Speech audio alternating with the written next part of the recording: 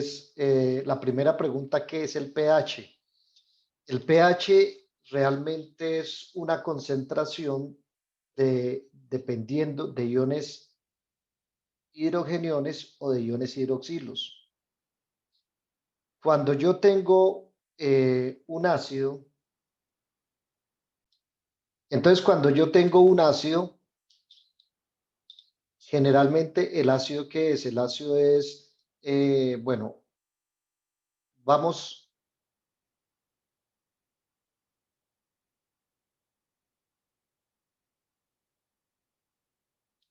por ejemplo, nombres de ácidos: HCl, HNO3, ácido clorhídrico, ácido nítrico, ácido sulfúrico, HSO4, ¿sí? Generalmente cuando yo tengo un ácido está constituido por un hidrógeno y por un no metal, ¿sí? Y está formando una partícula, una molécula ácida.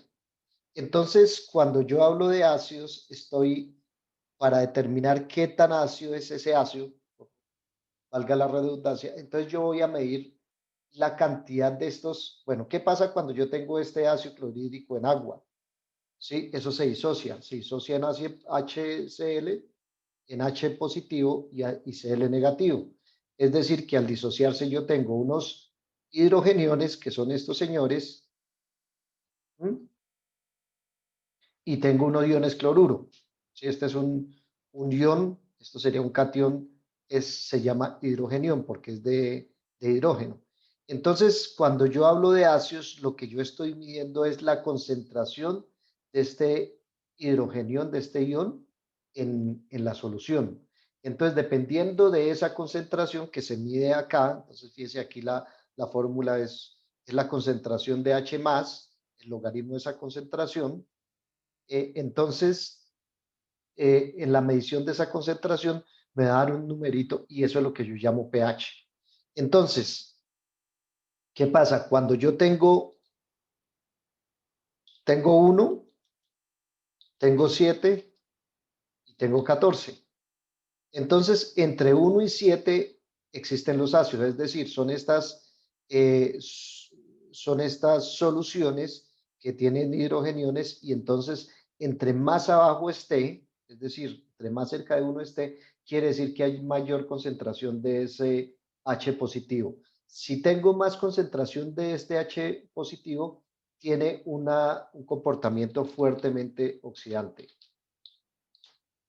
¿Sí? ¿Qué quiere decir? Que, bueno, aquí lo que pasa es que al haber esta disociación de H positivo, también hay una disociación del agua.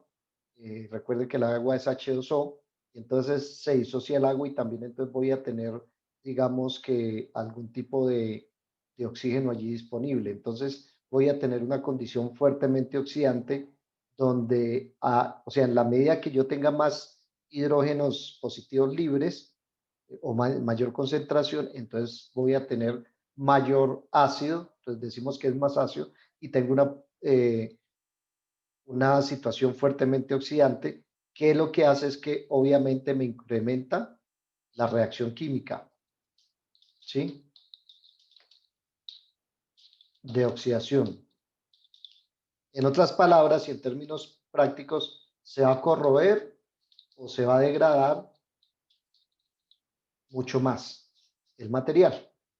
Bien, pero cuando yo estoy hablando de pH mayores de 14, ¿sí? Ya la cosa cambia, porque mayores de 7 ya el agua no se disocia en HO2, o sea, sino que se disocia en OH más O. ¿Mm? Y entonces cuando yo tengo un pH mayor de 7, lo que voy a medir es la concentración de iones hidroxilo, es decir, este señor. Es decir, que por aquí tengo bases, y las bases, por ejemplo, que es NaOH, ¿m? sea, espérenme un momentico, sea OH, y en general todas las bases van a terminar con este OH, lo cual quiere decir que cuando yo vuelvo a una solución acuosa, entonces esto se me va a disociar en qué. Por ejemplo, en este sodio, en ese natrio, más un OH menos. Entonces tengo unos iones que ya no son hidrogeniones, sino son hidroxilos. No son hidrogeniones, sino son hidroxilos. Y entonces yo lo que hago para las bases es medir la concentración de ese pOH, lo mismo por logaritmo, y entre más concentración de OH haya, entonces más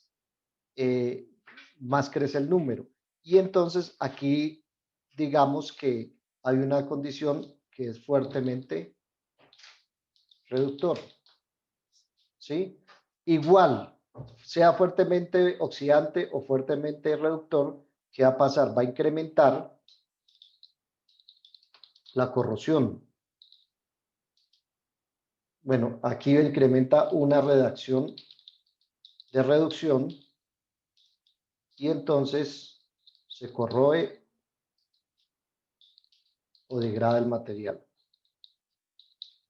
Si ustedes recuerdan de su química 1, de su química décimo, siempre tengo una reacción redox. O sea, por un lado tengo reducción, algo se reduce y algo se oxida, siempre que hay una reacción. Entonces, cuando yo tengo aquí esto fuertemente oxidante, entonces digamos que la reacción primaria es que se está oxidando, mientras que tengo aquí la reacción primaria se está reduciendo, pero obviamente aquí si algo se está oxidando, algo se está reduciendo, y aquí si algo se está reduciendo, algo debe estar reoxidándose. Y entonces hace la corrosión o degradación. Recuerden que la corrosión o degradación es la pérdida, la corrosión es la pérdida de materiales, del material cuando es metal, y la degradación generalmente no es asociada a pérdida de material, sino pérdida de propiedades químicas, mecánicas, etcétera. ¿Listo?